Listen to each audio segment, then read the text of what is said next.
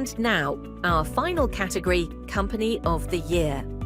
Recognizing organizations demonstrating excellence, leadership, and transformative global industry impact. Our bakery finalists for this category include British Bakewells, GEA, Intralocks, Lallemand, Le Safra. The judges praised the winner for its inspiring story of continuous innovation and long-standing industry leadership. On that note, please congratulate the International Bakery Company of the Year 2025, Le Safra. As we continue, we shift our focus to the confectionery finalists of this category.